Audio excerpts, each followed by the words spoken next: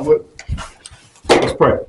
Father God, we are just so very blessed, Lord. We're thankful to live in the community of Yale and the state of Oklahoma, Lord. We just thank you so much for allowing us to live here, Lord. And thank you for your love, your grace, and your mercy. And ask you to continue to watch over and lead us and guide us and direct us in all that we say and do, Lord. May it be done to honor you. In the precious name of Jesus. Amen. Okay, we're going to call the Yale City Commission regular meeting to order. Mr. Porter? Here. Mr. Jason Brown? Here. Mr. Larry Brown? Here. Mr. Strayer? Here. Mrs. Griffin? Here. Item 3 is the consent agenda, approval of minutes, regular meeting March 12th, 2024, approval of claims and financial statements.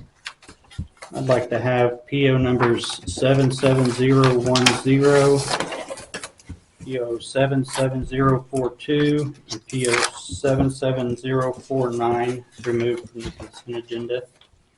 Does anybody have anything else they want removed? Make a motion. We could consent. Make a motion. I'm this. I'll second it. Whatever. Yes. Mr. Strayer? Yes. Mrs. Griffin? Yes. Mr. Porter? Yes. Mr. Larry Brown? Yes. Mr. Jason Brown? Yes. Okay, those PO numbers that I had removed, 77010, 77042, and 77049. I'd make the motion that we approve the remaining consent agenda items as presented. I'll second. Mr. Strayer? Yes. Mrs. Griffin? Yes. Mr. Porter? Yes.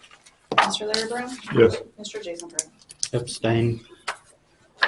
Item 5, public appearances. The public may address the mayor and city commission at this time regarding matters over which the commission has control that are not listed on the agenda. The city commission is prohibited by the Oklahoma open meeting law from discussing or taking any action on matters presented during this time and may refer such items to the appropriate staff members for resolution. Title 25, Section 301. Does anybody have anything they want to bring before the board at this time? I have something, Jason. Okay, this is my last night. I appreciate, I've been on here like 7 years.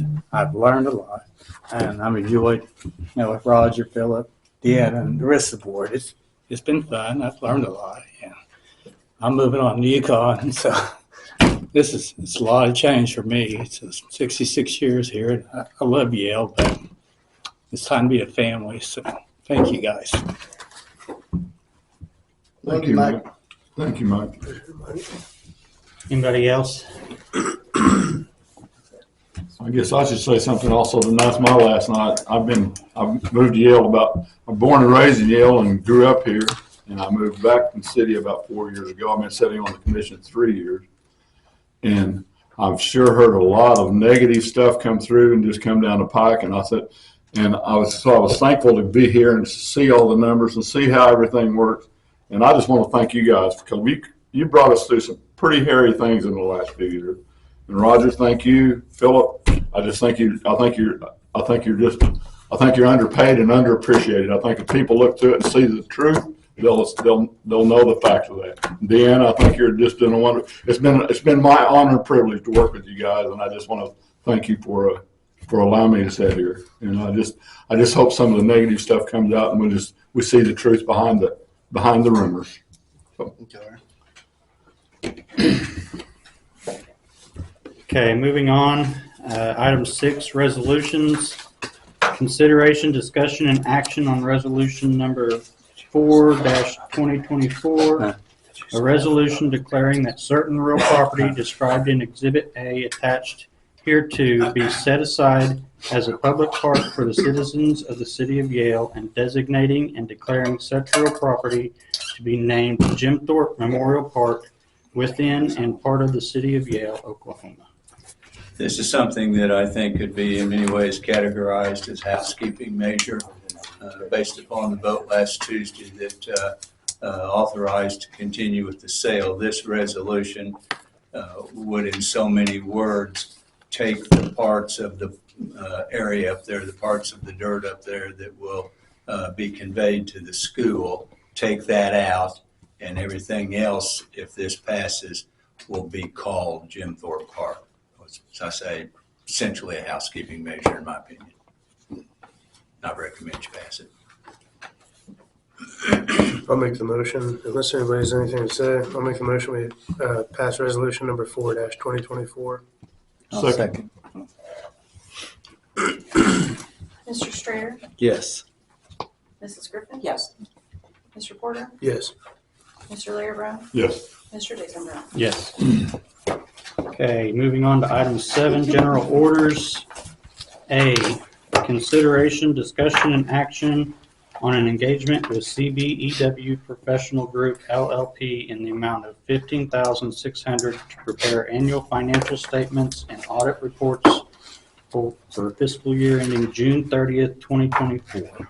CBW will be doing our audit again this year. And in your packet, it tells exactly everything you're going to be looking for. Yeah. So CBW does a great job. And there are no issues with them. Did I hear, or did you tell me, Deanna, they actually got done quicker? Because it looked like there was money left in the budget from the original, from the bid last year. Yes, the engagement amount of 15.6 was the same amount that they had sent last year. The audit for last fiscal year was $13,100, so there was a little bit left. When I first started, it was a 4-day audit. They got it down to about 2.5 days. This last year, they only required 1 day. Part of it is just because we know what to prep beforehand, but there was no increase, and it was a little under what they had quoted last year by about $2,500. So. Any other questions? I'll make a motion, we approve this engagement with CBEW Professional Group LLP in the amount of $15,600. I'll second. Mr. Strader, Yes. Mrs. Griffin, Yes. Mr. Porter, Yes. Mr. Larry Brown, Yes. Mr. Jason Brown. Yes. Okay, item B, consideration, discussion, and action on proposals from Steamer and Associates regarding the Senior Citizens Center, Armory Building, and City Hall. We have, how do you pronounce it? Shimmer. I'm Shimmer, sorry. okay. Mark Gandy with Shimmer is here to talk about the proposal. Yeah, Senior Center, Armory, and City Hall. So if you have your packets there, if you could look at the floor plan for City Hall, you've got that, I'll go through that with you and explain to you what we've done. So we have some preliminary pricing. I just had some contractors, and I have the contractors here with me to answer any questions, but this is just what we call a schematic design. We met with Deanna and Philip and some of the staff and talked through the City Hall and how the needs. So these are, again, we have just the estimate of this floor plan right here. And one of the things that we walked through here is really a major problem is this meeting ADA. And so it's a federal law. It's a federal law that your area should meet. That's handicap requirements, accessibility, and so none of these buildings have that. So that's a real issue that we saw right from the beginning. So we had to redo to make this a public space where the public can come in. Your restrooms have to meet handicap requirements. So we redid the bathrooms, the hallway, the corridor going to the new boardroom needed to be larger. And then you can see I have a little sketch there that shows just an idea of what it might look like. I just threw that in real quick. And basically it's really not I want to say it looks good. It's not fancy and it's not expensive at all. All we're doing is just sheetrock and paint. So in the whole facility, the carpet was in pretty bad shape, so we replaced all the flooring. And also we're painting all the rooms, painting up all the doors. Basically when you walk in, it's going to have just an updated look to it, refresh look. The lighting will be, again, energy efficient lighting. There's certain codes we have to meet, with energy efficient, so your utility bills will go way down. I don't know what they are now, but they'll be a lot lower because of the lighting that you have. And also the air conditioning will be redone, heat and air. And one of the other issues was the roof. This roof is in really bad shape. You can see the photos in there. And we had Graco Roofing come and look at it. And I know part of that is an insurance claim. And I can let him speak to some of that in a minute if you'd like to have him hear him talk about that. So those are, if you look at the breakdown of the pricing, that's what I've got there. I've got the City Hall is a price, and then the roof is another price. So let me just kind of go just one. Do you have any questions on the City Hall project? So this is the one we were handed, this Yes, is, ma'am. this is That's the it. one, Uh-huh. okay. Just bringing it up to federal standards, is that what, the price just seems excessive to me. This seems terribly high to me. I mean, just really. Yeah. So you've got plumbing, all, when you do bathrooms, that's really expensive, that's high. So, again, this is an estimate, this is not a bid, Okay. okay? So, once, I think what we wanted to get out of this today is that if we like this direction, we'll go ahead and produce drawings, and we really need to establish a budget. And so then we'll do construction document drawings, and then we'll put it out to bid. We were trying to do the construction management.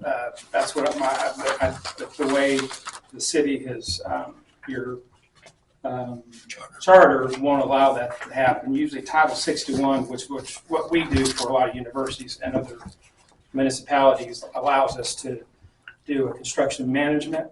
And so what that is, I don't know, maybe you don't even need to know what that is, but you can't do that here. It just helps us, get to the price. I mean, if we would hire that construction manager to work with us right now. And so when we do the drawings, we're working with them, and when it comes to you, it's in budget. There's none of this, we're $1 million over kind of thing. It'll be in budget. So when you do a hard bid like we're going to have to do, it's just it's a little it can be done, but it's hard, to keep that price down. And also, what I don't like about that is that you have to take you'll go with low bid, and that's not your quality contractors most of the time. And so, but that your hands are kind of tied, So that's where construction management, you can get top quality people, but we can't go that way, the way the charter's written. But anyway, we're gonna, at this point, if you like it, and that's the budget we'll stick with, we'll work our magic here and try to keep that within that budget. But again, the bathrooms, you've got a lot of problems over there. The bathrooms don't meet ADA. We have to, when we expand that one room, we have to build up another floor. I think it's about 8 inches or so. We have to fill in, because there's a lot of different levels, and you can't, have a step in a bathroom and go down, and there's a lot of problems over there in that. So we're getting rid of all those steps. I've done concrete all my life, and I worked a lot with federal standards, but the price just still seems excessive to me. It just seems really high. Well, we have seen prices unbelievably. I used to do a couple of years ago, $200 a square foot, it's $350 a square foot because of escalation in pricing. So, you guys can. Yeah, so I think maybe something to bring to your attention there is, like Mark said, just a preliminary budget, so not hard bid, meaning also because the finishes hadn't been selected and things like that, we've got budgets in there for each of those finishes. Pricing definitely gets competitive whenever you start competitively bidding to drive that number down.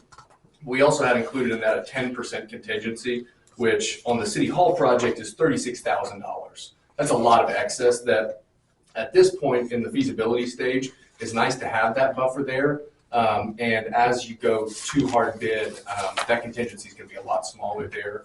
And then also too, I think with this and with the senior center, just because of the size of the projects, it's a lot of individual line items that are adding up to that total number, as opposed to any one or two or three large line items that are driving costs. So looking at that $402,000 number, there's really four main line items that are driving costs. The three you can probably guess are plumbing, electric, and mechanical. And then the next piece on that is the finished carpentry, which is I think doors, acoustical ceilings, reworking those to accommodate the new floor plan. Yeah. And so, yeah, those would be a couple of pieces to kind of draw attention to. There is the contingency, and then of course it's just a preliminary budget, so the competition that drives that price down, you don't see that here. So that number probably could be a little higher. Well, the older the building, so the last couple of buildings I've done are about this age, we find asbestos, and right now we haven't done any checking. So I want that contingency to be high, because I don't want I don't want to be the low bidder. I'm not bidding this thing. This is just an estimate. And so if you can look at our proposal, we don't have estimating in there. So this is something that I'm just helping provide you. These guys did the estimate. Another piece on that too is, to Mark's point on the budget conversation, a great piece for you guys to pull out of this meeting, I think, is to identify, is this number high? Like you're saying, is this number high? And if it is, because you guys have to go through a public GC competitive bid, it allows Mark to know if that budget's high, to make sure that his final design is going to take that into account. Whereas the CM approach, you would get to kind of be more collaborative through the design process. So if that number is high, make sure he knows, because then the design that he finalizes that goes out to public bid, it can accommodate for needing to be a lower budget. But right now, I don't really want to lower that budget. I think it's a good one. I'd be afraid to come off of it not knowing all the different things, which asbestos is a big one. And just whenever we do older buildings, we always find weird stuff in here involved. We just don't know that. So. Well, I have a couple of questions about this. How's the lobby going to be?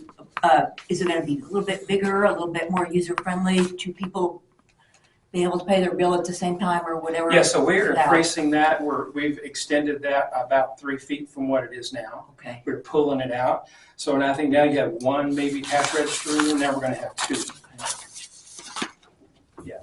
And then I know, so part of where the jail and all the offices were in there, is that where the laundry's going to come in and all those things? Or? So the laundry is still where it was. We just relocated a little bit there. Well, I guess I didn't know there was laundry in there. Yeah, it's on the fire department side. Oh, okay. The laundry's still there. But since they weren't using those cells, and to make that space more efficient, we divided that up into the offices. And then we put everything that was in that cell area back over where the storage is right now, where's the storage in the garage area. That will be your secure, where all the evidence and everything will be in that storage area there. Yeah, we've got evidence in the 3 cells, which we've run out of room. So we've got to do something. And with this, you'll be able to put, metal shelving around, be a lot more efficient than, right now it's just all in there in those three cells. And the break room, is that a little bit bigger? I'm not very good at bigger. Yes, ma'am. spatial Yes, stuff. it's a little bit bigger. I have a comparison there, but it's just a little bit bigger than it was. Okay. Laid out a little bit better. Mm-hmm. So that's going to take, just so if you, new lighting, new ceilings, Yes, ma'am. any, I know you said asbestos, I know any sort of mold, anything like that, Yes. it's all going to be taken Because we're going to take out a lot of those walls. So what you see in the black, those are all new walls. So we're taking out taking out those walls. And the other thing is we're making everything flat. So that's the other cost in the, right now you've got a lot of steps and things, and like if you hired somebody to work in here, they couldn't, a wheelchair or whatever, couldn't maneuver through there. I think you answered my question. The days of DIY is over, aren't they? Yes. Yeah, it's a different world. I guess I had a question on this, but it's probably directed more towards our staff than you. But I mean, whenever we're looking at these numbers, if we considered it all just, if we're going to do a senior center or community center, just adding a few offices and consolidating and just not necessarily abandoning this, but maybe repurposing. Because for these numbers, it seems like we could just add a couple of offices to the senior center, and then you don't have to redo the bathrooms, you don't have to redo the break room, all that. You don't need an additional meeting room. You're talking about moving City Hall over there? Is Yeah. that what you're talking? Yeah, I mean, one project as opposed to two, if that makes sense, and just expanding that project into City Hall and Community Center like a lot of small towns Well, have. that's what, exactly, I had those notes, I didn't get it. I read Same- them, I still. Did you read my notes? Same thought, instead of remodeling that over there, start fresh, take these two bids, and put them together, you got over $1 million to work with. Brand new building over there that you've got the city offices in, the customers can come pay their bills over there, Put in a drive-through. that sort of thing, and then have the meeting room over there, that sort of thing, and then leave this for, we needed the new roof no matter what, but the police station, some of the other, it would just be brand new, everything would be brand new. You could have new offices. It makes sense. I hadn't thought about It that. seems to me for your renovations and the floors and the plumbing, all that, there's a lot of redundancy here that you're gonna have brand new a block away, why not look at a consolidated project? Sorry, that's cutting into your budget, but, No, not really. Project is a project, so. Yeah, so that building, if you did that, it has to be much larger. I'm looking at the senior center now, would have to be larger than it is. Right. Yeah. So right now, so do you have that plan in front of you, the city hall? We can talk about that one. The city hall one or the senior I'm center? sorry, The the new senior center. senior one? So there, let's look at this. You have the new one? That's one. Yeah, that one. Yeah. Is it this one? It's this one right here. Oh, okay. This one right There's here. one that was. There we go. Will you guys be able to do your office stuff with the pool tables going and everything next door? Live music? So there, basically, we just have a kitchen, bathrooms, an office, and some storage. And so, yeah, if it's a new building, we could redo that. And,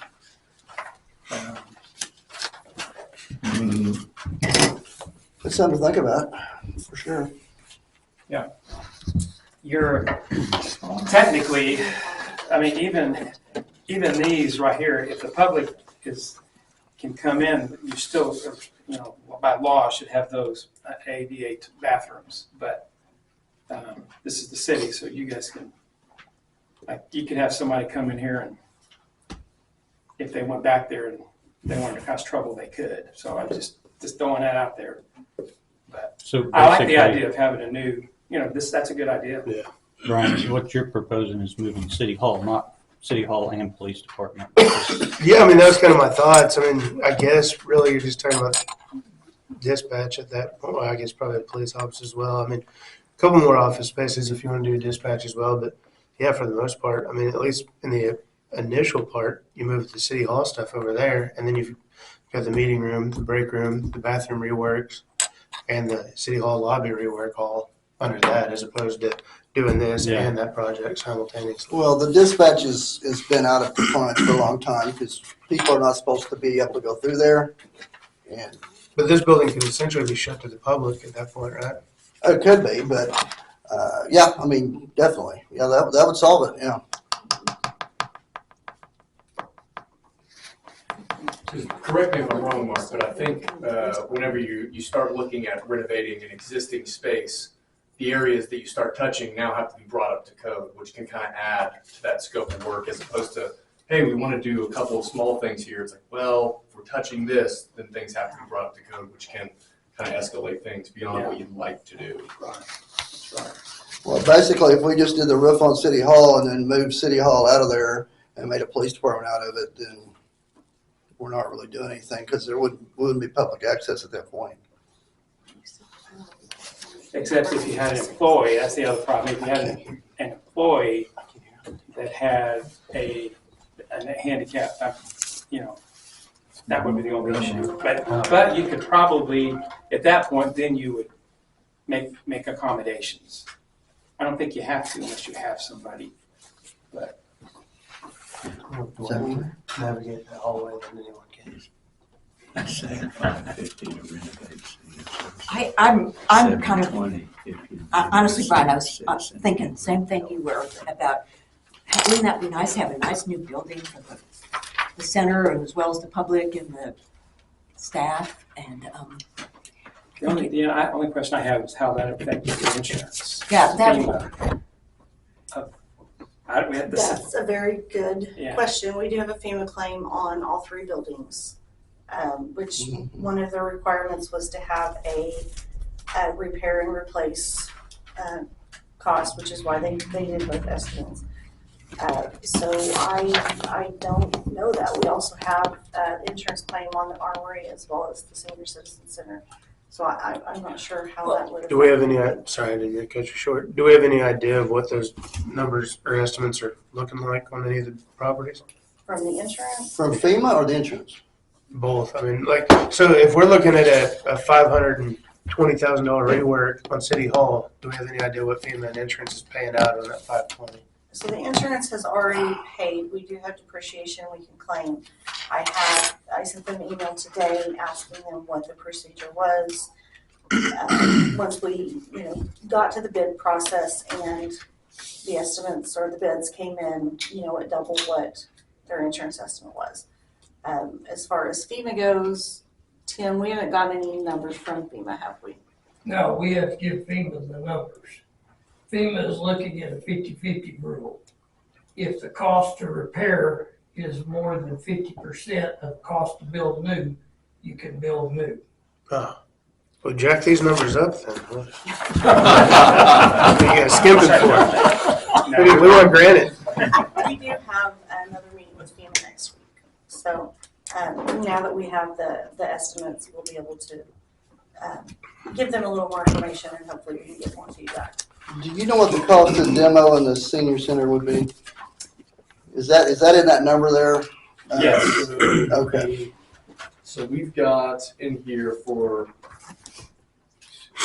so our total demo of the entire center over there, we've got 27.5 in there for that. That would include slab and everything. Okay. Not using the existing slab, you're gonna tear it up. Right. there's too many issues over there. That bathroom, I've had several contractors go over there and look at it and they've all just walked off and said, I don't want to have anything. As far as redoing it would be, I don't really want to redo that. well, didn't we have it, I was looking back at some notes from some previous meetings and wasn't there a couple of contractor people said they wouldn't do it. They wouldn't just fix it up. They just wouldn't do it. Most everybody we've talked to has had the recommendation to rebuild just because of all the things that would have to be brought up to date. And then also, The mold. You said, The mold's mold terrible. and other issues. On top of the fact that I believe it has been stated the foundation is not stable. Is that a good word? So, Well, a lot of the sewer line in the foundation is bad. So you'd have to bust everything up and move the Yeah. sewer and fresh water anyways to accommodate this. Yeah. and the fact is, as long as it's set open with the rain pouring in, and then, Yeah. I know the last few times they went in, they had protective gear on, The just respirators. so, yes. Maybe concrete would cost us 10%. Mark, if the demolition is 27, I'm looking at this page from today, renovation of existing 555, demo and rebuild new 721. So that $170,000 difference is not all demolition. No, you're, I think the issues you run into with the renovation are the unknowns. There's definitely a lot more scope of work in renovating that as opposed to scraping everything and coming back new. You've got a lot more known costs in terms of building new as opposed to renovating the existing.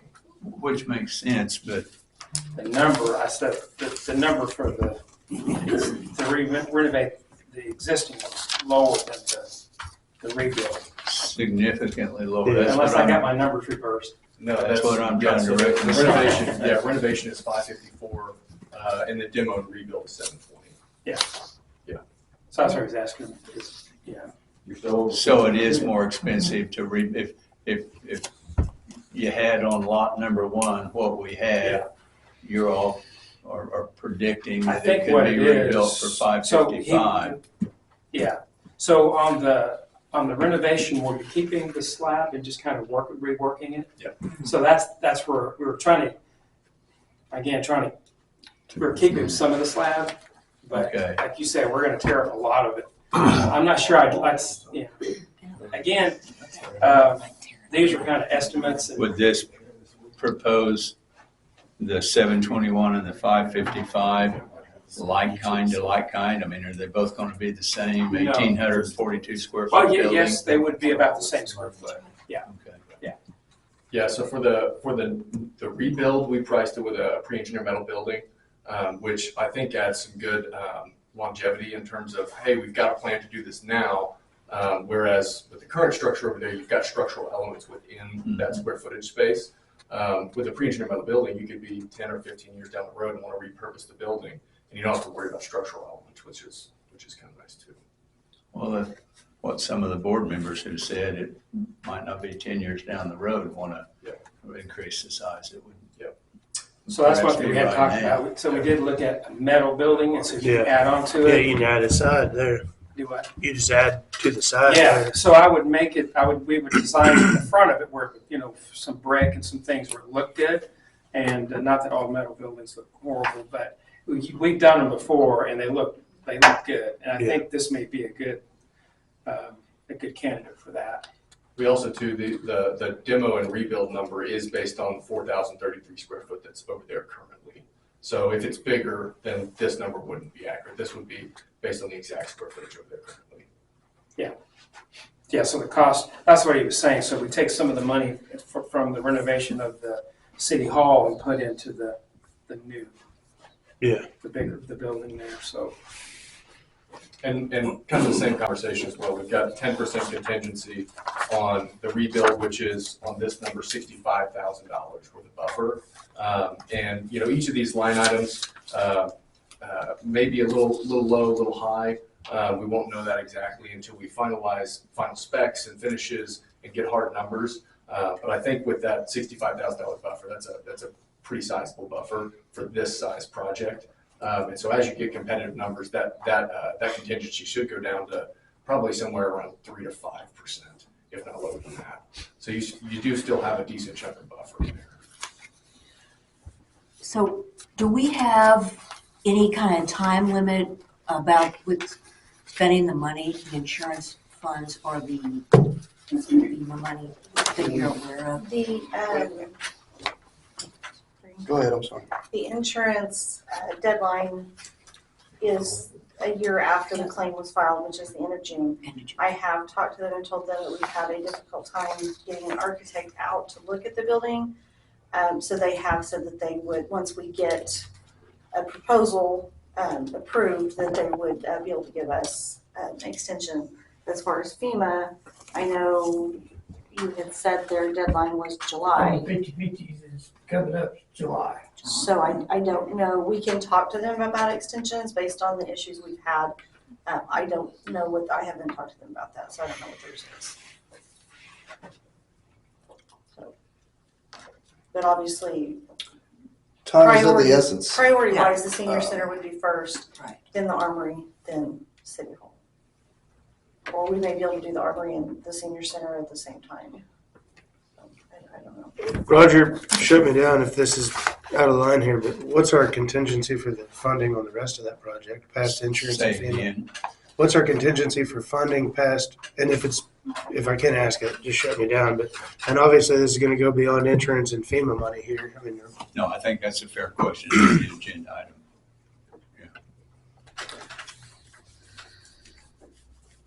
Well, we can look at, we got the budget coming out next year, next fiscal. We do have some money in the coffers. So we would just have to, I mean, I kind of like the idea of putting it together. You know, we still need the roof on the city hall, whether we do anything or not, Exactly. because we feel like there's possible mold in the ceilings. So that's become a priority. But we'd have to crunch some numbers. I mean, we could, you know, and it's going to, I know it's gonna make you guys go back and say, hey, let's add whatever we tell you to add to the senior building. Okay, yeah. You know, whether it's square footage or more offices or both, you know. That's not a hard task to do. I mean, we could do, I mean, we could, yeah. And if it's, if you like the metal building approach, we can do that, and we can add those, we can add that square footage to that. And, so what would you be doing to City Hall? Just the roof and that's it on City Hall? I would say basically right now, yes. Okay. Okay. You know, we can, I mean, I don't know, it's something to think about for sure. You know, we'd have to also think about the senior center. You know, they were serving food out of there. You know, if we're gonna continue to serve food, or are we just gonna make it City Hall. office building or office space and then a meeting room? Well, is there any, would we have, since it was insured as a senior citizen building, I guess, we have to be rebuilt. Is there any guidelines that way? I mean, I don't know if we. I don't think if we had 4 more offices, Over there. you know, Okay. that's something we'd have to talk to insurance company about. yeah, my thoughts on that whenever I mentioned that was, yeah, I mean, that would still operate as a senior center as well as a community center, but office this too. And I don't know if that looks like a hallway or external entrance to the city hall. Another entrance, maybe. Correct, A yeah. main entry. And so I had a thing show on there about 200 people is the size. I don't know how many people you have. And, you know, it's with tables and stuff, about 200 something people you can get in there. We can do another entryway, you know, another entrance on the side. For City Hall? Yeah, that was my for the thoughts. City Hall. So it's 2 different entrances, yeah. Share the space and the restrooms and break room or whatever, but just have offices. There might be Yeah. some good space for parking. I don't know what, I know First Baptist owns that parking lot on the north. If there'd be any parking. I'm just thinking of the different. So basically this would be the new City Hall, and this would be the police station over here, right? In his scenario, yes. Yeah, well, that's, what he's saying, yeah. And then the commission room would be over there as well. That would be the big, Yeah, that'd be my assumption is we just use this open space as a meeting room, community room, courtroom. I mean, whatever you would be doing in here, in here. be doing it there in the evenings, you know. And that's not going to affect senior lunches or whatever they do. Or Courtwood. Yeah, but hey, that's like, I mean, it's like a show, dinner and a show. You know? Let the people decide. Popcorn there. Yeah. Have hot dogs and nachos that day. A second. I'll come. $4.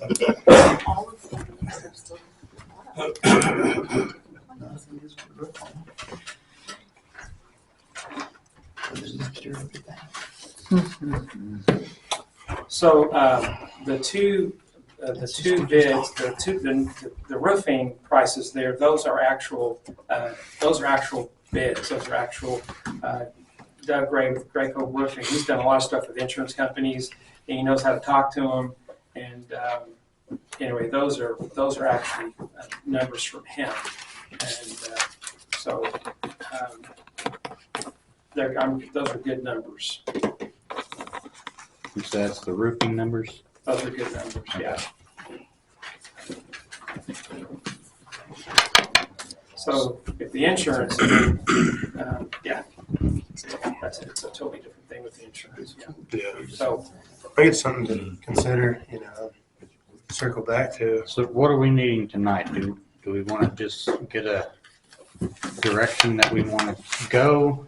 Get new drawings brought up? Well, we're paying them to do this and, you've done this. How much, if you had to redo this part, how much more would that cost the city as far as architecting, engineering? so we have, this is called schematic design. So really, you haven't paid me that much just to do schematic design.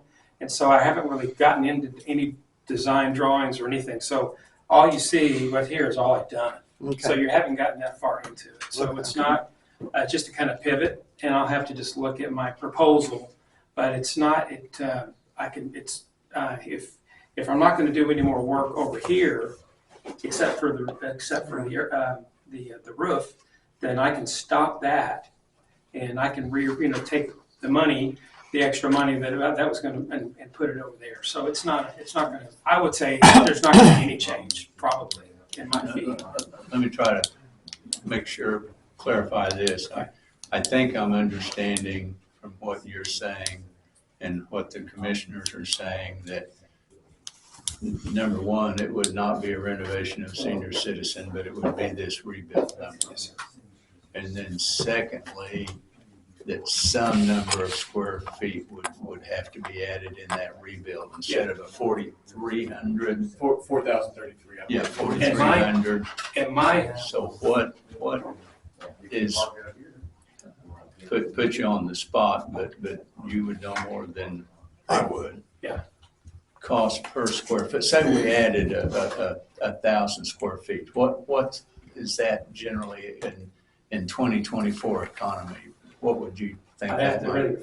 really defer to these guys on the cost. So what do you think? Yeah, I would say, depending on what the use of the existing space would be. Well, what the commission's describing. Yeah, for what they're office talking space, I think you're probably looking around 250 to 275. Yeah. So Probably. you're adding So essentially 300,000. half the cost of the renovation. Well, you're adding a little more than that. 300,000 to the 720. Yeah. You're now at $1 million something to do, which is the same number virtually that you have in front of you now to do two buildings. Yeah. As I'm understanding what I think Yeah. I'm hearing, Yeah. it doesn't seem to me there's any, if there is a difference, it's not going to be a very significant difference. Especially if you're reallocating those dollars from this space over to that. Well, It's about- part of what I think I'm understanding, let me make sure, because I don't want to misunderstand, but I don't want to mislead the board in their decision making. But if that were to become the all-purpose building, so to speak, that would rule out the renovation of existing option. Correct. And so we go to the 720 number. Yep. Plus however many more thousand we would add by putting another 500 square feet or 1,000 square feet, whatever that might be. Yeah. So you're back up to $1 million to do it if you do it that way, which is essentially the same number you're on now. But really, if we're, and again, I'm just from looking at this, but essentially we'd be adding the open space and a couple offices, maybe a vault. I don't even know if that'd be 1,000 square feet. We're not adding additional bathrooms or break rooms to that. Well, so. I'm just. Oh, it'd be worth, at this stage, it'd be worth, Because I could do the math in my head. Yeah. I hadn't thought about that, Commissioner. Yeah. You'd have a pretty good idea what a vault would cost. It probably wouldn't be 5 times the normal cost, but it probably wouldn't be exactly the same either. And I think we'd have to have a vault. Could you still utilize this vault? I think so, don't we? No? What? Go across the street. I didn't hear that. What? Still Yes, utilize we this could still vault? utilize the vault in City Hall. No. If we move City Oh. Hall You to don't? Senior Center. Oh, could we still? I'm sorry. I thought you said, did we still? No, could we? You know, it's just a bluff. I mean, you could, but do you want to?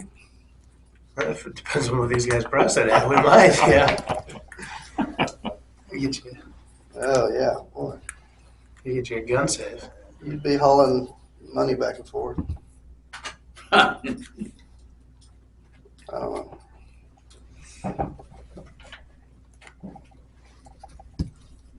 We do need to definitely, get something figured out sooner rather than later on the senior citizen center, just, because of the FEMA insurance deadline.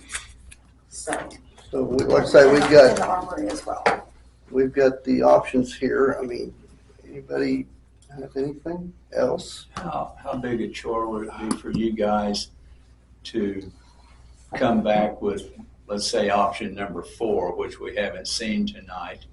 And that would be what Commissioner Griffin and Commissioner Porter talked about, resizing the senior citizen and tacking a number, again, a prediction number as best you can, tacking a number on that.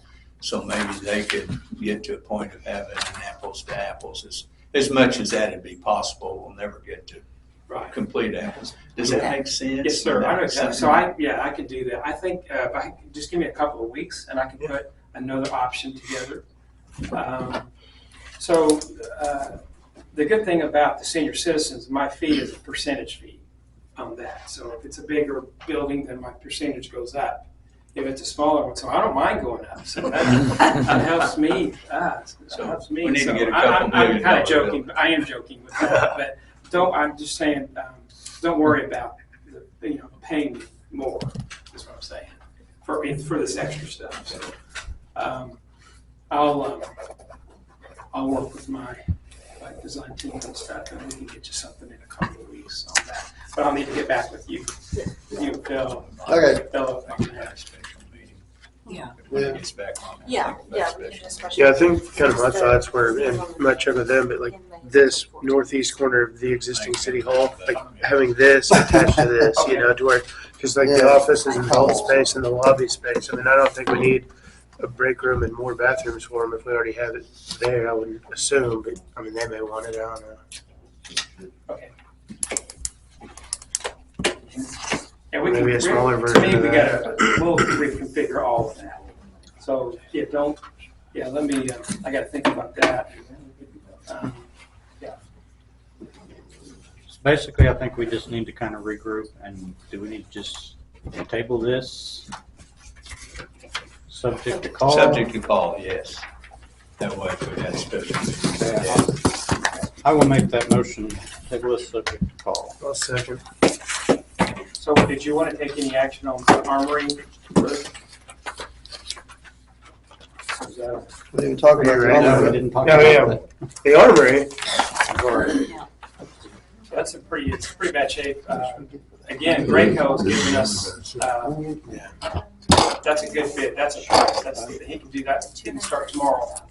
Thanks. Seriously, it was for the armory. Yeah. No, I mean, That's what they on, would say. on both this center, this one, if I remember again, did not have, they said there was no insurance money for this building.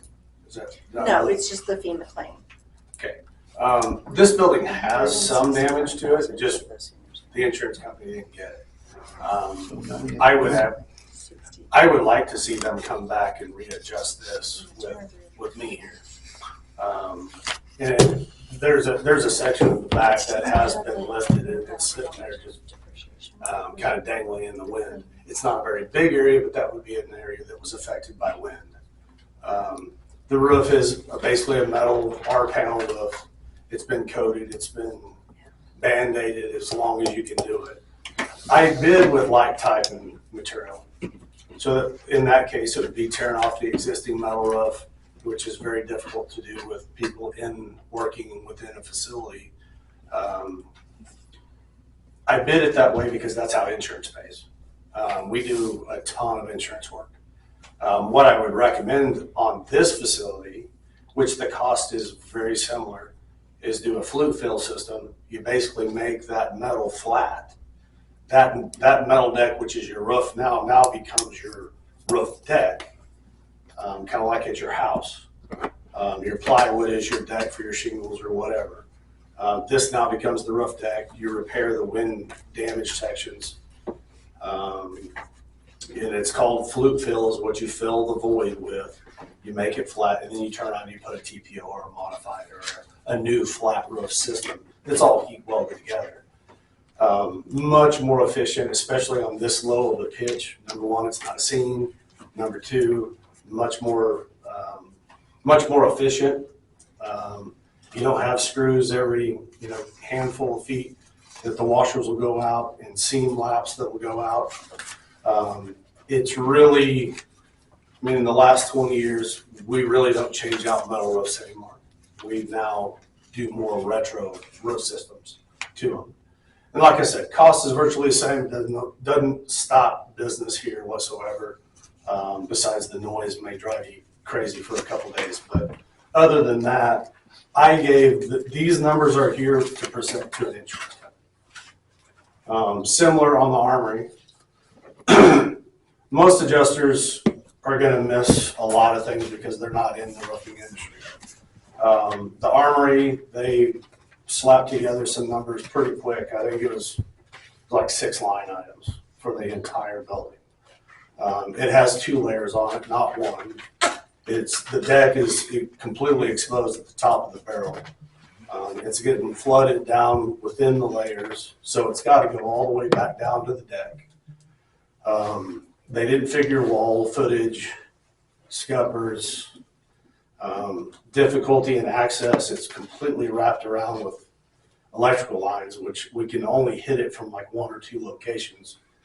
It is a very good number, but this number all day long, if I could call this adjuster and say, here's my estimate, this is what it's going to take to do it. It's in their software system. It's their pricing. This is called Xactimate, which all insurance companies use, or all insurance companies know of it. This is considered the granddaddy of insurance numbers. They've been around the longest. So there's not going to be a big volume difference between what they have in pricing, what we have in pricing. It all has to just get agreed to. And that's done more by square footage and what's actually there. Because once you plug in those items, his computer's spitting out the same number as mine. It's the same system. So what I know, they only paid 97,000 on the original estimate, and mine is 160,000. It's identical. It's just that's how much stuff they missed on their estimate. That one, and I deal with cities. I deal with insurance companies all the time. I don't deal with cities as much as I deal with insurance companies, but in my mind, that's a big time emergency just sitting there. It needs to get dealt with. It's just getting worse. It is a steel decking, which I don't know if you guys have the pictures of what I've sent you, but you can see the decking is rusting quickly because it's a very old deck to begin with. Is there potential that we have bad deck? Yes, but that's also something that can be supplemented to insurance. It doesn't come out of your pocket. On the barrel, there's what we call tapered. They've tapered the drainage so that it goes to scuppers. The easiest way for me to explain it, but those were done in wood. They're dry rotted. They're not in this number. But that's, again, something that once we open that up and can show them we don't have a nailable surface, that's just something else that gets supplemented to the insurance company. So in my mind, I would recommend to you this way. You find a contractor that you trust. It's not whatever your deductible is for that Armory, it ain't gonna be any different if you put it out to bid. You can get a cheap guy that'll come in here and put a roof on for $100,000, and you'll probably have bids well over $200,000. But this is a very good competitive number without knowing what's underneath it. But again, that doesn't cost you guys a dime. That's all the insurance proceeds. So I've worked in the past where there has been city municipalities that have been affected in a situation that it becomes an emergency. And we don't, those don't necessarily have to outbid. Now, I read your charter, some cities are different than others. Obviously, that roof was, pretty old to begin with before the storm, kind of similar to this one. But I would highly recommend that you guys do something sooner than later, or at least get something going on it fairly quick. The insurance dollars will work themselves out. Same thing, I haven't really gone over the senior center like they have.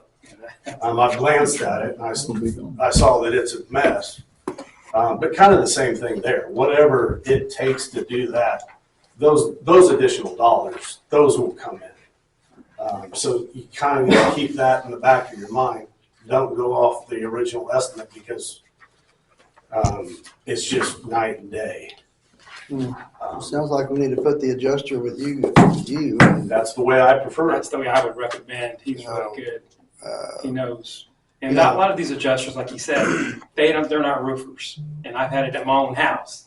Yep. And, Right. So, yeah. We're with OMAG, and they come in pretty quick and paid us. Not enough, but they paid us, which we still have, but. Meridian Claims is the adjuster. Meridian Claims would be Meridian the independent Yes, claims. Yes. The insurance company probably makes the final decision. He just wrote the estimate. Right. And I deal with Meridian. I've dealt with them many times. So I'm very familiar with that process. Even the same thing here. You really have more hail damage on this roof, which I know that would be a completely different claim and a completely different deductible. And I don't know what your deductible is. So that may change your mind on wanting to file a separate claim. But I could at least get them here for the wind claim if are they all together under one deductible, or are they all separate buildings? No, it's all, so the insurance claim that they paid, it was one deductible for both buildings. So it wouldn't hurt for me to have them back out here and try and get more money, at least some money to put into the kitty so that when we redo this roof, it's not all out of your pocket. Well, they said there was no penetration in the metal. I understand. Okay? That's what they told. I'm like, our roof's leaking, Yeah, and you may have a metal exclusion on your policy. If there's a metal exclusion on the policy, yeah, that's one thing. And that is a very difficult one to overcome. But certainly the back section of this roof that's peeling back, that literally I can go up there and wave it around like a fan. That's wind damage. That should at least be covered. It may not be a huge dollar amount, but it's something, and it should be part of the claim. And again, the armory, armory's pretty easy. It doesn't get any more basic than that. But I would also recommend on that, probably not put a modified on it. It's for that type of structure, it expands and contracts a lot. That's not the best product for expansion. I would probably recommend a TPO, again, a white system, which that one I think had a white granular at some point. But put a white system on it, fewer seams, more energy efficient. And I know that area is not air conditioned as far as I could tell. So there's not really code issues to bring up. So I didn't bring those up in this estimate. But getting them to pay for that one should be a 30-minute conversation. Yeah. Okay. That one should not be difficult. And I really don't think there's a whole lot here besides if it sounds like you have a metal exclusion, and if that's the case, then we don't have we wouldn't be able to do a hail claim because you don't have enough shingles in front to probably meet deductible. The majority of the damage that's on this roof, or the majority of the cost that is on this roof, is certainly the main roof, the flat roof. I'm with you.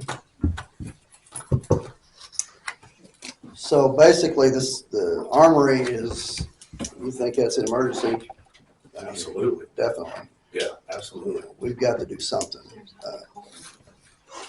I want to say something about the armory, because I think I'm in agreement. I think it's an emergency, even though, and there's equipment in there, there's, materials and all kinds of stuff from the city that's maybe not getting damaged. But we have so few historic buildings left in Yale, and that's one of them. And I think we need to protect that, in as much as we can. And so I think we need to, I feel really strongly about. Yeah, I had a Stillwater company come out and they bid it at $203,000 with what you were talking about, that material. I wonder if there's since it is a historical building, I mean, I'm sure it is, since it's a WPA building, but if there's any sort of grants, So is it on the register? well, is it on the register? I I can't answer I that. don't know. It's a It WPA, ought to be. but It's not. It can be. It could be. I did that when I put buildings on, but that's one definitely would qualify for. But there are grants out there for older buildings like that. for roofs or for any. Well, just for the whole, thing. yeah. Tax time too. I mean, I could help look into that too. Well, it sounds to me like we need to get insurance adjuster back out here. Meet with, I'm happy to handle it if you'll give me the permission. Pick up the phone and call them. I can take care of it.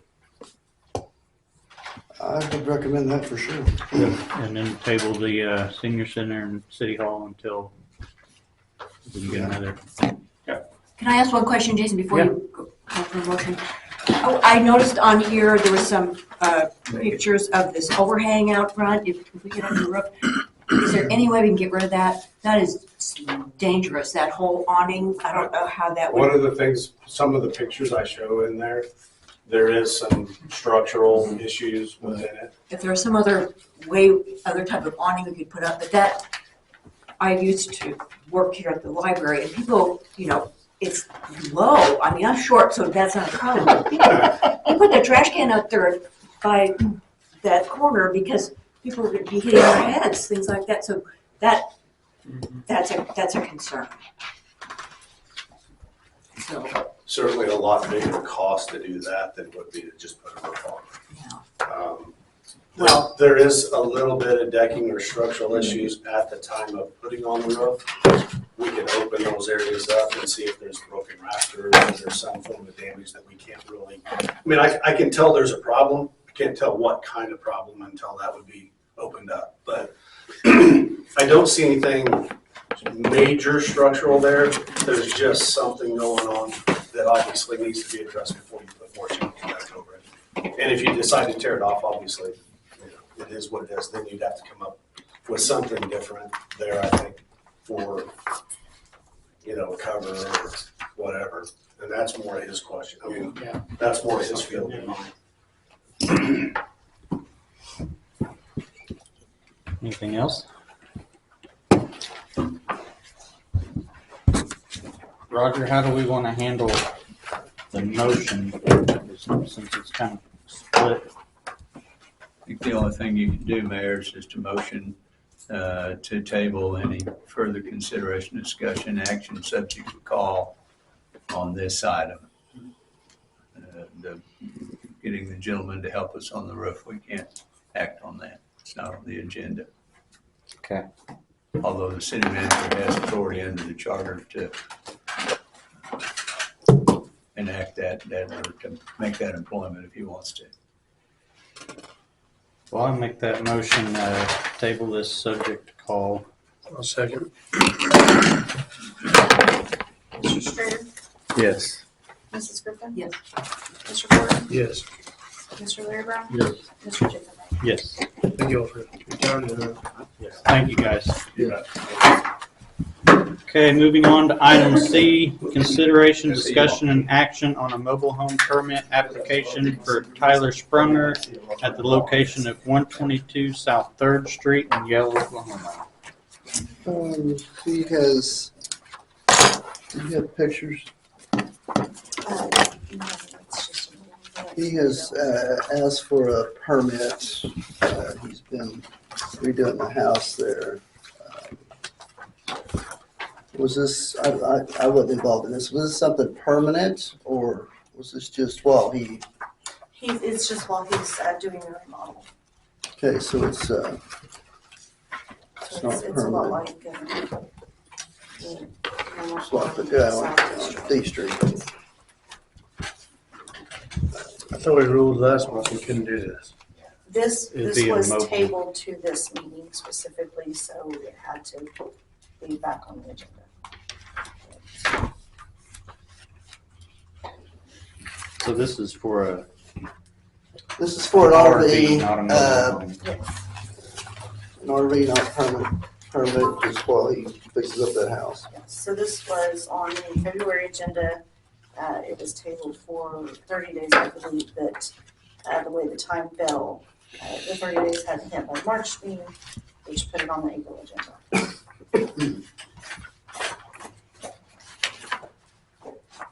So basically, that ordinance didn't pass, so we couldn't pass this if we wanted to. There's not really anything in our code today that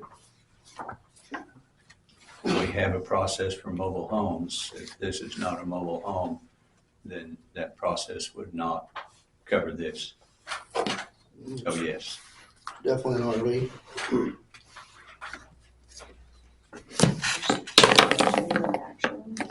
That's what I'm thinking, there should be no action on this. Anybody have any questions or?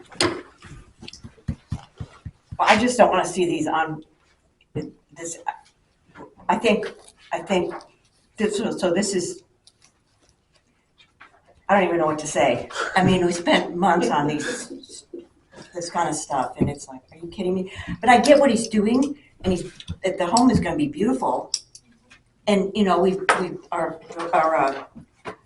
the gentleman on D Street, you know, we gave him permission or he asked, and that was when it kind of opened a can of worms. So I think once he finishes his, and then maybe just we let him finish his, and then just that's it. I mean, and really, so. But yeah, there wouldn't be any action. Not having anything to. Well, like I said, based on how it was tabled, it had to be put back on the agenda, so. Okay, so no action on item C. We'll move on to item D, consideration, discussion, and action on the City of Yale Municipal Swimming Pool and Park Area and a report from the Friends of the Yale Public Parks. I believe Danae Reese is here to speak on that. I think she wanted me to give a little background first. Apologize. I'm going to stand up because I'm a little sore. Sorry. So back in July, Jason asked if I would sort of spearhead a committee of folks that live in Yale to investigate the pool and parks and some of that sort of thing, and waiting for our inspection report for the pool, and it came right before the holidays, and so we didn't act on anything until, and then holidays, and then I had my little break. And so we just finally got to meet, and we met last Tuesday night, and the committee would like to see the pool open. And so I'm gonna turn it over to Danae in just a second, but this committee is comprised of, right now, there's only four people and myself, but it's going to be open to the public. We want more people. It's not going to just be the pool. It's Danae came up with the name of the Friends of the Yale Public Parks, and so it encompasses everything that has to do with all of our parks in the community. So I'm excited about this. I think it's going to be a really positive little group, and so hopefully we'll get some more people and some more. We can keep our parks beautiful and enhanced. So do you want to share some? So we kind of just discussed the report on the pool, and we don't really see that that's probably going to be feasible. Kind of think it's hard to ask to spend that kind of money on the pool when there's other things, areas of the city that would probably need the focus first. and like Nancy said, we're not just focused on the pool. We'd like to look at all areas of all 4 of the public parks. We've already had one member who has started marking tree limbs in the course of the disc golf course to get cut down. He's also talked about, putting together a disc golf tournament possibly. We would like to see the pool open this year, if at all possible, if lifeguards could be found. We feel that any damages that at the pool right now will just be significantly worse if it's closed another season. We had talked about maybe being open 7 days a week and changing the hours up to where more people could probably benefit from it or utilize it, because most of the people, probably work out of town or don't get to go up there during the day. We thought maybe a morning shift and then close the middle of the day and then open in the evenings. We threw around ideas of seeing, I don't know if it would be possible, but different people volunteering to help cover a day shift or a night shift, like as far as adults, not being lifeguards, but just if a city, like if you hire a pool manager, they would probably have another job. They wouldn't be able to come and work split shifts at the pool all the time, so people could just volunteer a day or whatever a week to go up there and kind of cover, just to make sure things are running smoothly. And we would like to see other things offered at the pool, if possible, like swim lessons or water aerobics, just to get more people using the pool. It's never going to be a money maker, obviously, but we would just like to see people use it, just to make it worthwhile of having it up running.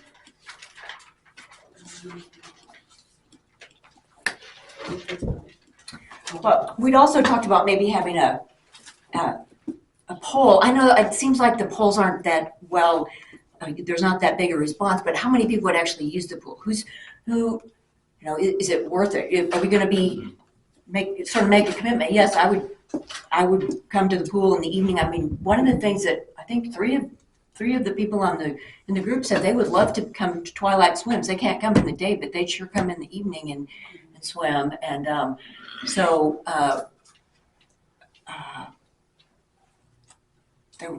what else? Oh, I did call around to some of the other towns to find out what their our successes with getting lifeguards this year.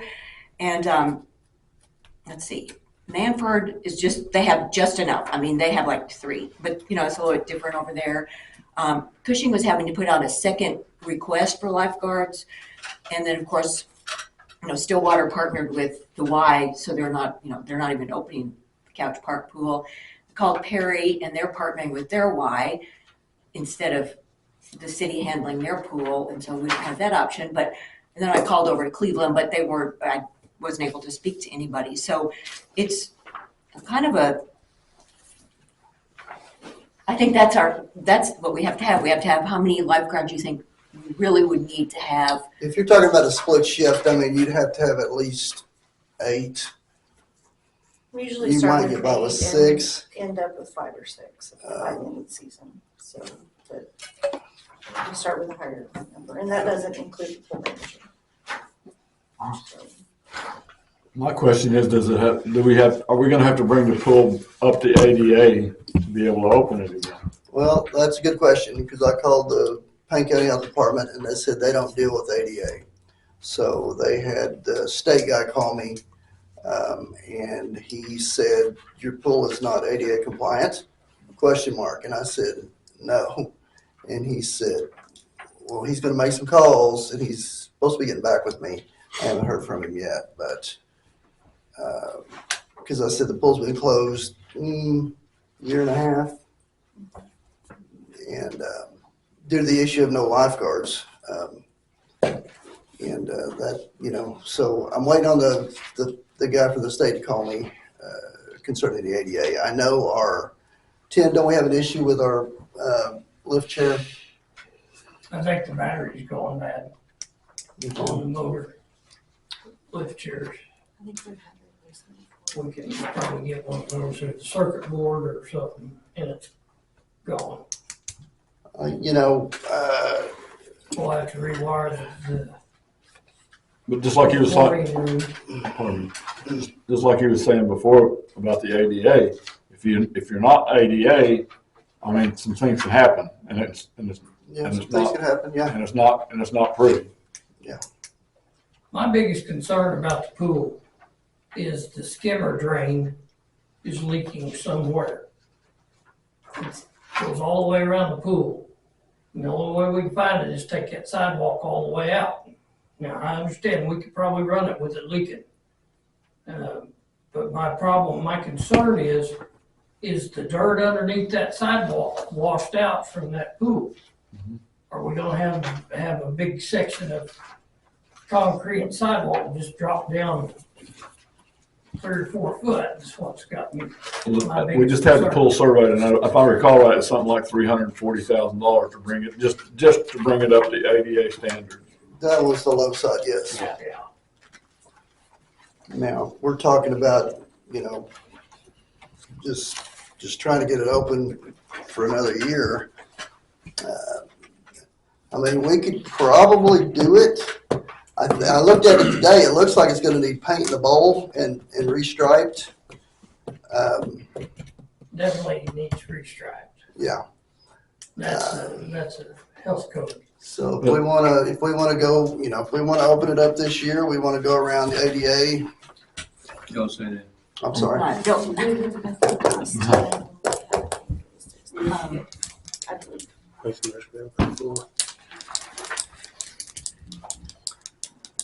Well, I think the thought on opening it this year was to keep it from going over the allotted time period, where then, once it's been closed for so long, then we have to bring it up to code. Correct. And so that was the idea of opening it this year and kind of giving it put it to the citizens of, this is it, are you gonna use the pool or not? Yeah, And that would help decide, you know, do we want to spend that $350,000 on bringing it up to ADA standards? And And as Tim was just said, with that skimmer, with that line, it's a 2-inch line if I think, with that 2-inch line leaking somewhere, and it could collapse the whole thing. It could really be. and they're estimating that we're losing 32,000 gallons a day. So I'm just one voice to me, but to me, it's just not feasible. I'd be willing to spend any amount of money on the pool if it was crowded, if it was packed. I'd be willing to spend any amount it's a of money. good draw for the city. I mean, there's no doubt, you know, a lot of cities our size do not have a pool. You know, we do, but I think it's just been, it's honestly been neglected. Yeah. You know, over the past, how many years? We've got just enough to get it going, and then I know we did have it sandblasted the bowl one year and then repainted. That was about 4 years ago. And then we had some, That was done with donations. yeah. So, I mean, it's up to the commission. We could get it going, or we could. This is my last night here, but I think you'd be taking a really big chance to open this year. I think you'd be taking a very big chance. If you would like to pull it on Facebook, if you will give me the questions you would like to submit, we can put that out on the Facebook page, so. My opinion, I don't think we have time for that. I mean, if we're gonna open it, we have 45 days. Yeah. And my other opinion is, I like the pool. I think it's a great service for the community. I think this is the discussion we should have had 6 months ago, which I understand the committee hadn't met, but here we are again, second year in a row, with our backs to the wall. But I'll always be an advocate for the pool, so for that reason, I would move that we do open it personally. But We do have the lady that has done our lifeguard certification the last few years has contacted me. They have had the same issues in Cleveland, and that's where she does a lot of with being lifeguards. But in the past, I have told her that we've had issues, and she's been able to help out with possibly getting some additional people over here. so. Yeah, the other issue was, the lifeguard training is like $200. It's between $150 and $200, I'm not sure. Well, it was 200. That was, it may be, I can't remember. That was budgeted in, I mean, we can put that back in, so, I mean, we can always, So it's budgeted in for us to pay for lifeguard training? yes, I believe so, because we had discussed that last year. Yeah, I don't know. Coming out of COVID, I don't know why we couldn't get any lifeguards though. Because we told them we were gonna pay for the training, and then we couldn't get lifeguards.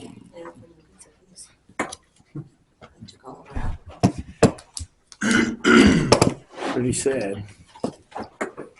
Well, I think first off, we need to hear back from the guy from the state about Yeah, being ADA compliant, and because if he says no go, then He called me last week. He called me probably Friday. So today's Tuesday, so I can get back with him, see if he's got anything out yet, but I know it's gonna be, one of those, like he was talking about, there could be issues. But there could have always been issues, I guess. Yes. In reality. But I know Dairy Hut was talking about their bathrooms. They had to become ADA compliant, so they just kept it. So. And the way it's this block building, it's gonna be hard to redo doors wide enough and things like that. It'd be a tougher fix, I guess is what I mean to say. Because it is a cement block building. Isn't it? Yeah. Yeah, it's concrete block. I remember where it was in 1980, but can't remember what it was. I think the biggest issue is going to be the if we have to have it sandblasted and repainted, that's going to be the time consuming thing is to get somebody in there to do it and then have it repainted and have it time to dry before we put water in it. We'll have to rewire the pouring room, but it's not a major ordeal. We can do that. That Corey needs everything up. But it's up to the commission. Well, do you think, I was hearing what Tim was saying about that sidewalk, and I was looking at this report, and I didn't know if, hadn't really noticed if there was any information about that particular part of it It's in his report. When we met with him, he brought that up. Okay, so And that's, I really believe that the leaks on the south side by the, pretty close to where the lifeguard chair is, because there's one cement panel or sidewalk panel in there that's about 4 inches below the one next to it. That's dry. So that's got me worried that there's a vacancy in there. We just gotta wait on the state, but basically if he goes, it's still gonna be open, it's your own risk, is basically what they say.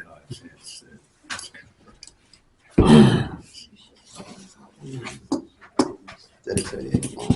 Oh, what is there now? Oh, that I don't know. anybody else have any other questions or?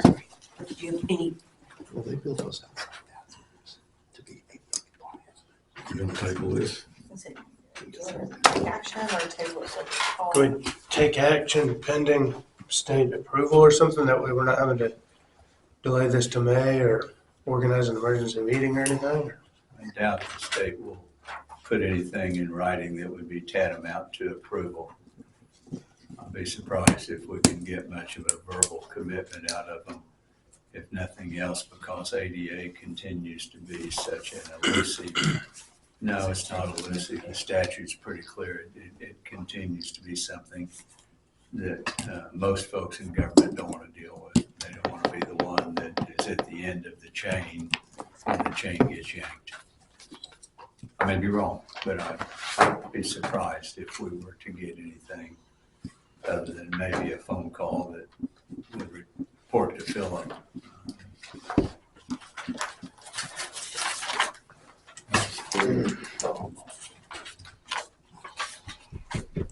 I don't know how it would not, I don't know if what we have is compliant. Well, grandfathered in is the thing I'm thinking. Now, it's been closed for a year and a half. Is it still grandfathered in? I don't know that. I don't either, but I'd be not very optimistic about the answer to that. Might be, but I'd be a little surprised.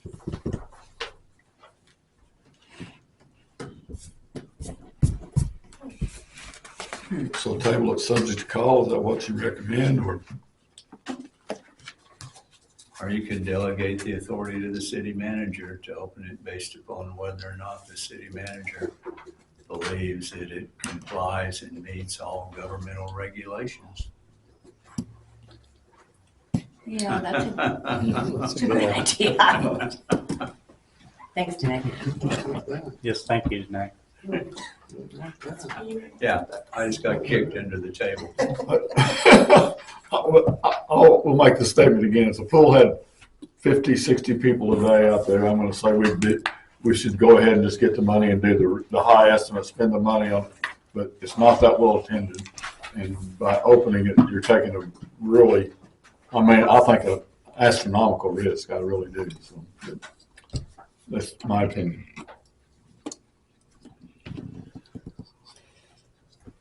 But I've been a big advocate for the pool since I started on my commission, and just the last time it was open, seeing the attendance, when you're averaging 3 people a day, I just can't see spending $350,000 minimum to get it ADA compliant for 3 people a day. And if it was a bigger draw and we could get a bigger attendance, then yes. But Well, I've been to several meetings with city managers talking about pools, and everybody says the same thing. Getting lifeguards is a problem, and then attendance is way down because I don't know what kids are doing, but when I was a kid, I was swimming all day, But I think a lot of people have home swimming. A lot of people have more people have swimming pools at home too, I think. And yes. just people aren't wanting to get together in groups like that. I think COVID's affected a lot of things. We do typically have more people that attend the Twilight Swims, and we are always booked for pool parties. So that was, always still a big draw. Camp Lily kids, use it for 3 or 4 weeks. But I think we had both stated that if it was going to be a bigger draw, it was going to have to be maybe not as big as Cushing's Water Park, but something more than just what we have now, if it's ever going to, have the higher attendance. So, which there are grants, for swimming pool renovations and things like that. So, but Philip and I have talked, and it definitely is going to be something bigger to draw, the attendance. So, like a slide or a diving board or both, or But the laws, the regulations to put in a diving board have really changed also. It's a major ordeal. diving board was great when I was a kid. So is a water park it's real expensive, more than just fixing the pool up? Well, I mean, you look at, Cushing's Water Park, they have, they have quite a bit. They have the large pool, the baby pool there. My parents used to run that pool. That's what kind of hurts, Yeah, I haven't known there a lot, so I don't know, but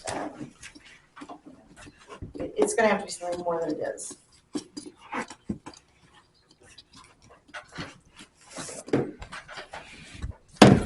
So, no action, or you What's everybody's thoughts on taking the risk and getting it open this year? As far as meeting the ADA compliance and the skimmer issues, lifeguards. Is it something we want to tackle, or? Well, as Brian said, if we're gonna do anything, it needs to be done right now. It should have been done a couple of months ago if we're gonna try to open it this year. Well, yeah, after the reports we had, it was like, wow, but if we want to try to Band-Aid it and open it, I mean, that's up to you guys. Unless you leave it up to me. I get a call from the feds. If there's that big of a gap, big of a step in the pool deck, I don't see how you can open it anyway. I just don't see it. I haven't been out there to look at it, but if there's that big of a step in the pool deck and the separation, I don't see how you can open it anyway. There is, But that's a definite hazard. So. What I find sort of unfortunate is I'm kind of, there's a lot of issues out there, but to have a group of people that are willing, like Danae and the others and wanting it open, and then if I'm torn because I don't like the wasting all that water either. That just goes all over. I love to have it open. Oh, I know you would. I'm just saying we have to. The liability, all those things. We also had, over the last several years, have had several $1,000s in donations for the pool, and those have been used for the larger repairs and things we've been able to do. So that's also. I don't think just not open it this year and then let these ladies start a donation to get this thing. I mean, work on the town, they donate money and just set this, it might be something the Yale can have back, And they could still go forth and work on this thing. It's kind of like the church down here. It took years to build up down there. To save money, maybe it wouldn't take that long. Maybe somebody would donate some money to get this thing put back. I think the main question tonight, though, is if we don't open it before the 2 years, we're no longer going to be grandfathered in. Then we're going to have to be ADA compliant. I think that's the main question right now, to do or to don't. Once I open it and we'll get the answers. If the town supports it, we'll know. If not, then you're done. I'm always going to be an advocate for it. I think just like every other service in our community, we continue to let them dwindle until we use it as an excuse to close it or, not accommodate it. And eventually we've got to focus on this stuff ahead of time and not sit around going, well, shit, we lost another thing in town. And just like you said, it's fallen into disrepair, but that's everybody in this room's fault on this side of the room, just like everything else. So let's hold ourselves accountable. Let's open it. Let's do what it takes, in my opinion. Let's quit letting services dwindle away in this town. Maybe need a splash pad. Maybe, but not in the next 45 days. No.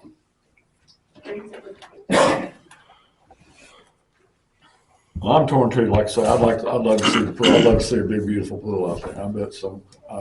Like I said, that I'm not going to vote against you, Brian, but I think I see a lot of hazard. Oh yeah. Well, life's fun with some risk. I'll throw my kids in there. But would you open it if you were personally liable for the hazard? If you were personally liable to somebody walking out there and tripping over that concrete and breaking their arm, if you were personally liable, would you say go ahead and open it? That's what I'm asking. I'm saying right now my vote is to open it, yes. And I think that we were personally liable 2 seasons ago when we came in with these issues. We should have handled this crap 22 months ago. And here we are again going, well, we haven't done any of this. Well, you're right. We didn't 22 months ago. So let's quit using an excuse. We had the proposal, and it was to bring it up. It was $340,000 just to bring it up to the ADA. My answer is yes. I'd open it. Huh? I'm always going to be an advocate for it. Why? I say yes. You guys don't have to. That's perfectly fine. But I like it. You give to the police deal, you give for Christmas, why can't you give 300 and something? Mike's about to sell his house. He'll endow the pool. He just said his parents used to run it. We'll have the Strader family swimming pool up there next year. Well, I swam in the pond, so. Well, that was before the pool was built.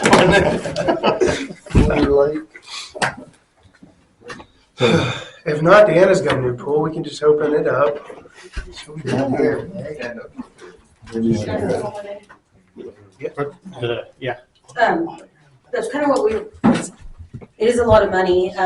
We kind of thought, correct me if I'm wrong, but we were thinking, change the hours, accommodate the most people we can this year if we can open it, if there's no lifeguards, if we're able to open it.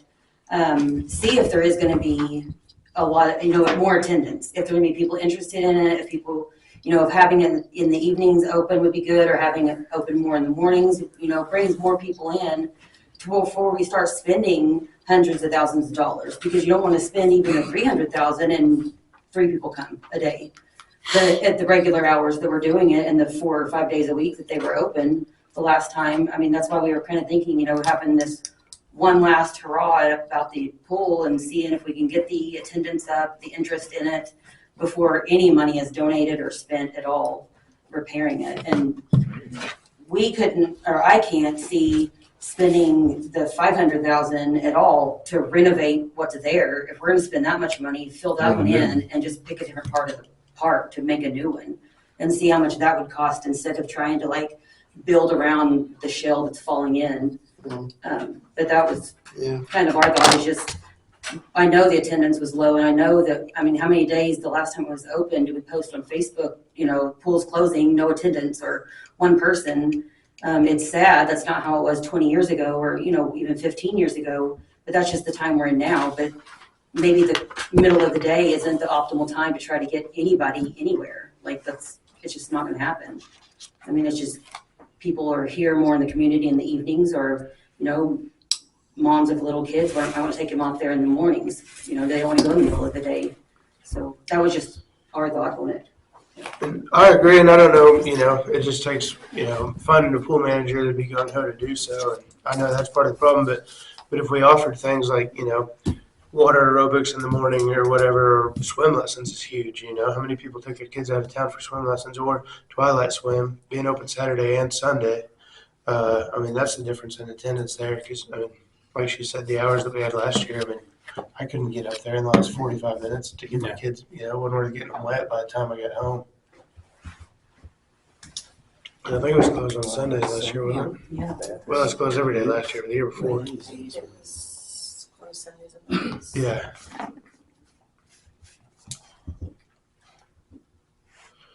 well, I think we've talked about it a lot. Well, it's a tough decision. It is. I'm going to. Nancy's retired. I think she'd be, I know What now? Nancy for pool manager now. I believe it or not, I worked in the 80s with our. See, she's already got We're all experience. volunteers in the 80s. Don will be the pool boy. Legitimate. He already is at our pool.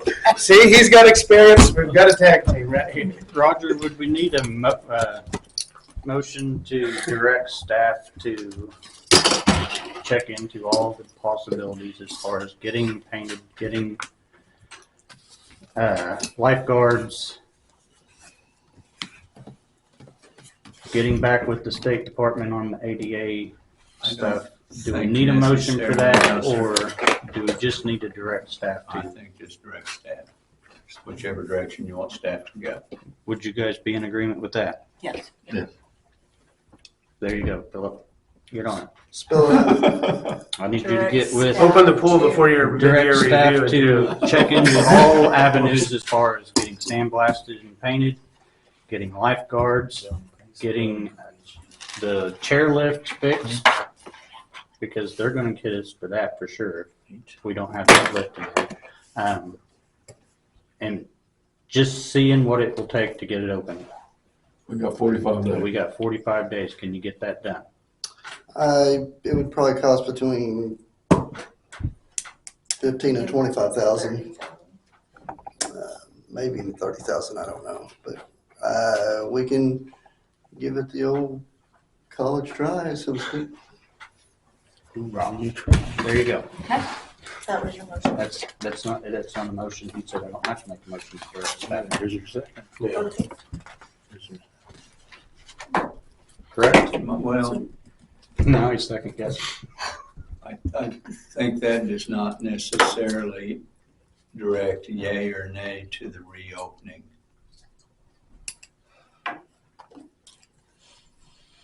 Says he's to investigate those things, which I think implies, but the more I think about it, I think the better course would be to have a motion, yea or nay, to reopen it. And if the motion is yes to reopen it, with the caveat that those requirements can be met.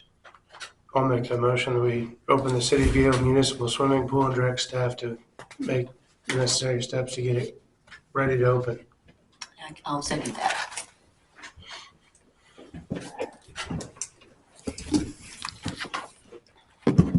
Mr. Streeter? Yes.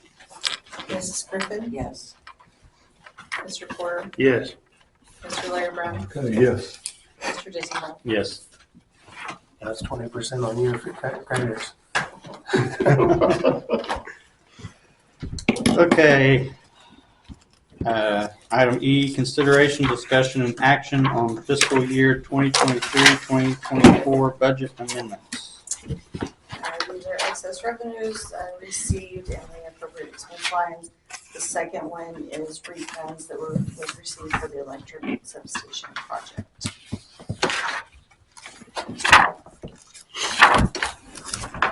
Any questions? So the 167,385, that is that the insurance payment? Yes, that is the Okay. insurance payment for the senior citizens Yeah. claim, and the 65,637 is for the armory.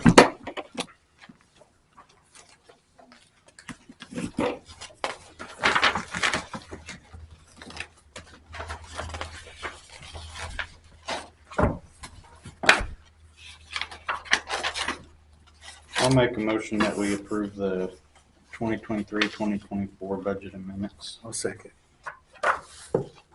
Mr. Strader, Yes. Mrs. Griffin, Yes. Mr. Porter, Yes. Mr. Larry, Yes. Mr. Disney. Yes. Okay, item F, consideration and discussion on the proposed fiscal year 2024-2025 budgets.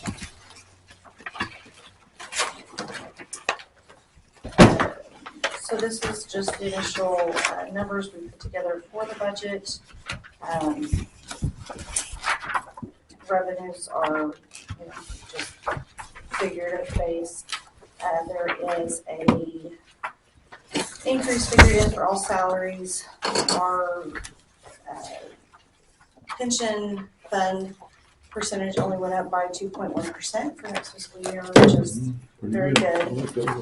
We have in the past contributed a little more, which helps keep our increases down. So I believe I have a budget at 9%. I will probably contribute 8.5%, depending on how the budget is approved. I don't remember if I budgeted the swimming pool or not, to be honest. I think it's in. The swimming pool is in here.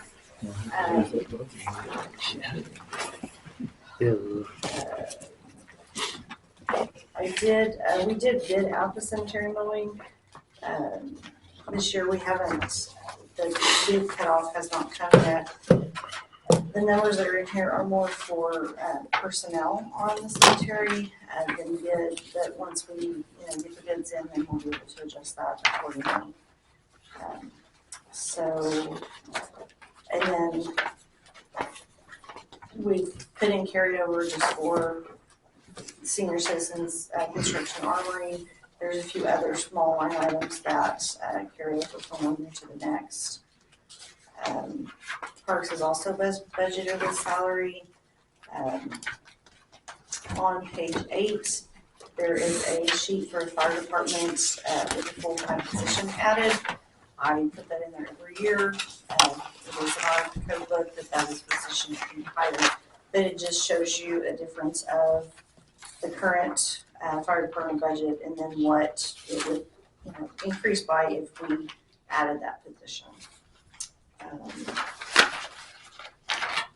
And then the police department is budgeted with 4 full-time officers. So that's 3 regular officers and then our school resource officer, which we currently do the contract with the school to get part of that reimbursed. So, is there any question about anything? I had a question on cemetery. I know we got the all the plating done. Did we plan on doing any work to the cemetery this year that we need to put more money into the budget as far as maybe getting fences done? So, If we decide to go ahead and open that side, like I say, the gas line, the road would be over the gas line in case any issues happened. It has been platted. It's pretty much, we just have to get back with Ghosts, and it shouldn't take much to get it ready to go. So that part of the cemetery budget is actually in the 06 fund, which is capital improvement. So that's one second. So that's at 10.5. That's what we've been budgeting it at the last few years. It's in there just to have a number. We have in the cemetery fund, not necessarily in the general fund cemetery department, but in the cemetery fund, we have $10,000 in the fund, and then we have a cemetery CD of $50,000. So those funds are restricted per state statute on what they can be spent on. So the way it was explained to me was you could spend those funds on a mower, to purchase a mower, but you could not spend the funds to pay to have the mowing done. So those funds can only be used for capital improvement. So basically, what happened was, if y'all remember, after we platted it, it was discovered there was a gas line under it. And so it was kind of tabled at that point. I think that was pre-COVID or post-COVID. Claire was Pre- Yeah, it was yeah, pre-COVID. pre-COVID. It could have So, happened I think we can get Ghost started back up on it because all of they got to have the surveying set down in stone on each individual, not flat, but each individual block. Thank you. Each individual block. So, and I don't have an estimate for that cost. I'm sure it'd probably be another, I don't want to guess. Roger, any idea? 10 or 20,000? Probably every bit of 10, yeah. Yeah. So, if that's something that we want to move forward with again, we can sure look into it and get the engineer back out there. So how full is the cemetery we have now? Where are we at with? We are probably at 75%. 75%. And a big part of the problem is we don't have a lot of sections that have a lot of plots together. So, when someone has a death, they'll come in and they'll want to purchase, 4 or 8 plots. I actually had a family come in one time and they bought 32 plots. Remember that. They took the book in the back. They spent quite a bit of time and they found an empty section and purchased those. So that is a big problem is, people want several plots at a time, or they want plots where other family members are buried, and, it's just kind of, nickel and dime where you can find something, so. I have a feeling my family's going to put me in my own corner. Of course. Well, that's something I think we need to kind of move forward on, so if we need to move some money to get Well, budget for that, then. This is a preliminary budget, so we can talk to Roger, I can talk to Roger, and we can get him back out there and give us some kind of an estimate on that, and then an estimate on the fencing and the road work it's gonna take to get it all done. And the markers, it's gonna have to have the stone markers on each block. It's gonna be expensive, but It will be nice for it all to be in. I think that's all I had. Karen, did you want to speak on this? I think you guys covered a lot of what I was having questions on, you know, the swimming pool, if there was money for that, things of that nature, and any additional staff that might come up, and I mean, I just heard Philip say that this isn't set in stone, it's kind of a preliminary thing. right. So for additional staff, and I do want to say, I worked for the state of Oklahoma, worked for 32 years. I heard about staff raises. I can tell you, in those 32 years, unless I have not changed positions, I've had 5 raises given to us from the state. They don't have to happen every year. I know the cost of living's gone up and all of that, but we're sitting there under the Biden administration and there hasn't been a raise come our way in his time with us. So I'm just saying, if we're competitive, that those things are, you know, you don't just hand them out every year, just fish can. They need to be earned. So anyways, my opinion, and that's what you're looking at for the next 3 years. Is that it? Yeah. Thank you.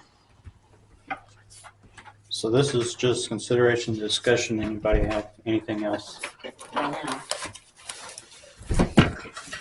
Okay, we're moving on to item 8, adjournment. I'll make the motion to adjourn. Second.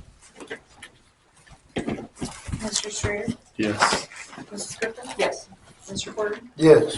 Mr. Larrabell? Yes. Mr. Gissel? Yes.